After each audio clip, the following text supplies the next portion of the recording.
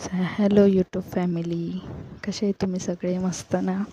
माझा first mini blog आहे. So आम्ही चाललेलो आहोत कोंडेश्वरला आणि आम्ही ते थोडा नाश्ता केलेला आहोत आणि आम्ही निघालेलो आहोत. आमचं बदलापूरचं कोंडेश्वर मंदिर आहे. तिथे खूप सुंदर असं मंदिर आहे.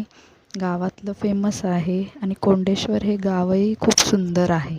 आत्ता सध्या उन्हाळा असल्यामुळे सगळंच असं हिरवळ कमी आहे, ऊन खूप आहे, त्यामुळे एवढं असं दिसत नाही आहे. पण इथे पावसाळ्यामध्ये आम्ही जेव्हा येतो त्यावेळेला आम्हाला इथून घरी जावंसं वाटत नाही, इतकं सुंदर वाटतं. आम्ही जिथे राहतो तिथून हे गाव खूप लांब आहे, म्हणजे आम्हाला 1 पाऊण तास लागतो गाडीने जायला. पण आम्ही इथे नेहमी येत असतो. मंदिरात महादेवाचं इथे प्रसिद्ध मंदिर आहे कोंडेश्वर आणि खूप सुंदर आहे ही जागा.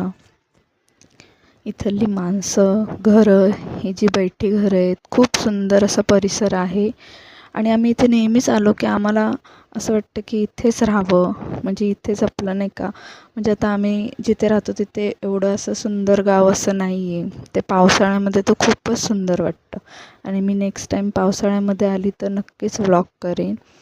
आत्ता एक छोटा मिनी व्लॉग केलेला आहे मी. सो आता आम्ही आलेलो आहोत मंदिरात.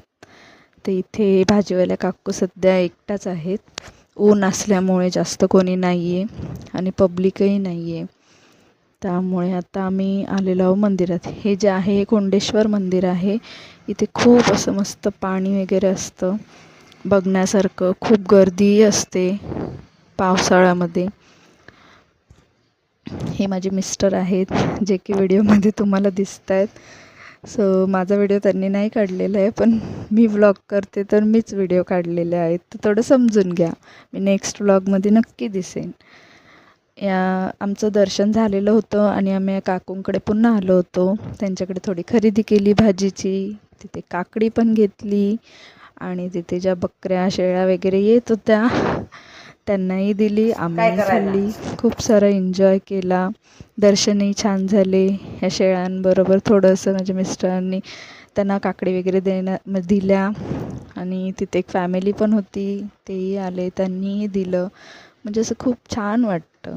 पण गावामध्ये तर प्रत्येक वेळी जाऊ नाही शकत, पण जे काय आपली छोटी मोठी आपल्या शहरामध्ये गावं आहेत तिथे नक्कीच आपण जाऊन तो प्रयत्न करू शकतो आणि हा परिसर खरंच खूप सुंदर आहे. सो आता आम्ही